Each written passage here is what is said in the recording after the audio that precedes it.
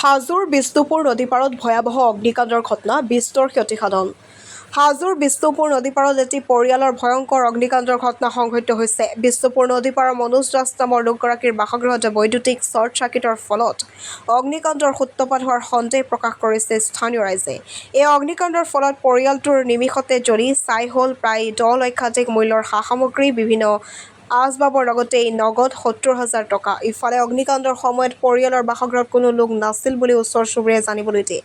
ইফালে অগ্নিকাণ্ডৰ ঘটনাৰ খবৰ পোৱা মাত্ৰই ঘটনাস্থলীত হাজো অগ্নি নিৰ্বাপক বাহিনী আৰু স্থানীয় ৰাইজ উপস্থিত হৈ জুই নিৰ্বাপন কৰিবলৈ সক্ষম হয়। আনহাতে ই-ৰিক্সা চলাই কোনোমতে পৰিয়াল চলোৱা মনোজ দাসে অগ্নিকাণ্ডত নিজৰ ঘৰ বয়-বস্তু সমূলি অনিষ্ট সাধন হোৱাত এতিয়া হেৰুৱাইছে দিক-বিদিক। হাজোৰ পৰা কমলাকান্ত দাসৰ ৰিপৰ্ট, AIN লাইভ। মই তাৰমানে কাপোৰ কিহান মোক পাৰবে গ'লো মই মোৰ কষ্ট এটা যি কিহত থাকি জুই লাগিল মই তাকো নাজানো। মই এছো খুৰা মানুহ এইখনত বিহুত থাকিব পৰা নাই আৰু ঘূৰাই ল'ব নোৱাৰোঁ। মই এছো বন্ধ হৈছে, মোৰ লাহে কাপোৰ কিহান পাৰি থ'ব। আপুনি কেনেকৈ গম পালে জুই মই গম পোৱা নাই, এনে ৰাস্তাৰ মানুহবিলাক জুই জুই জুই মই গমেই পোৱা নাই বাপু। নাই গমেই পোৱা নাই পিছে মই গমেই পোৱা নাই। ঘৰত আৰু কোনোবা? মই অকলে আছো, এহাতোৰ আছো। আপোনালোকৰ ঘৰত তেতিয়া কোনো নাছিলে? প্ৰথমতে কওঁ, মই তেওঁ এজন বৰ দুখীয়া ল'ৰা, ই-ৰিক্সা চলাই কিবা ঘৰখন চলাই আছে, কিন্তু মাকটো অসুখীয়া। কিন্তু আজি ঘৰত কিবা কাৰণ ছোৱালীটোৰ কিবা অসুখ হৈছিল, অসুখ যাব লগা হ'ল।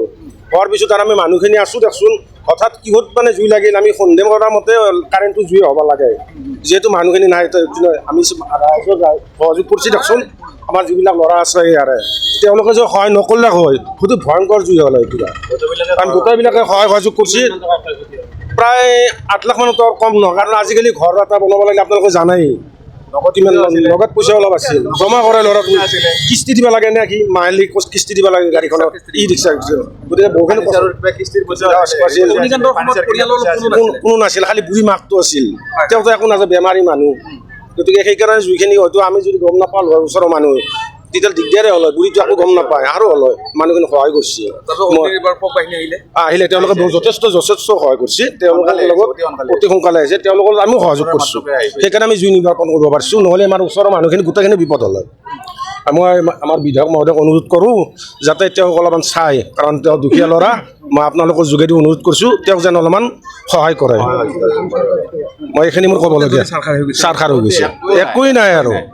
কিন্তু আপোনালোকৰ যোগেদি মই অনুৰোধ কৰিছোঁ যেন বিধায়ক মহোদয় অলপ মানে ল'ৰাটোক চাই আৰু। কাৰণ মোৰে লগৰ নিচিনা, মই জানো নগদ ধনু গৈছে। কি কৈছে মোক, কিস্তি দিব লাগে, জমা কৰে।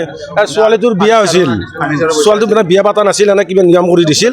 এই ফাৰ্নিচাৰ অলপমান কিনাৰ কাৰণে সি পইচা জমা কৰিছে। মই জানো গোটেইখিনি কথা, কেছ পইচা আহিছিল। মই ঘৰত নাছিলোঁ, মই তাৰমানে পাখামত গৈছিলোঁ। শুনা পাই মানে বস্তু দলি মাৰি থৈ মানে গুচি আহিলোঁ। আমাৰ ওচৰতে ঘৰে, ওচৰতে গোটেই শেষ হৈ গৈছে। নাই, একো নাই। মনোজ দাস ৰিক্সা চলাই কিবা কৰি ভাত খাই, কিবা কৰি বস্তুখিনি গোটেইখিনি বনাইছিল মাত্ৰ। আছিল বোলে পিছফালে শুই আছিল, অসুস্থ একেবাৰে। গম নাপায়, ৰাইজে কোৱাৰ পিছতে গম পায়। অলপ আধা ঘণ্টা আগত মানে মই ইফালৰ পৰা ৰিক্সা লৈ আহিছোঁ, আহি কিনে দেখা পাওঁ যে ধোঁৱা ওলাইছে। মই দৌৰি আহিছোঁ, দৌৰি আহি কিনে চাওঁ যে গোটেই ঘৰটো একদম ৰঙা হৈ আছে ভিতৰৰ ফালে। তাৰপিছত আমি এইটো ফোন মাৰিছোঁ অগ্নি নিৰ্বাপক বাহিনী, তাত ফোন মৰাৰ পিছত 10 মিনিট মানৰ ভিতৰতে আহিছে। গোটেই একোৱেই নাই। কিহৰ কাৰণে হোৱা বুলি ভাবে? লাইনৰ শ্বৰ্ট লাগি কিনে এইখিনি কি ঠাই বুলি কয়? এইখিনি হাজো বিষ্ণুপুৰ নদীপাৰ। যিকোনো খবৰ আৰু বিজ্ঞাপনৰ বাবে যোগাযোগ কৰক 7896121996।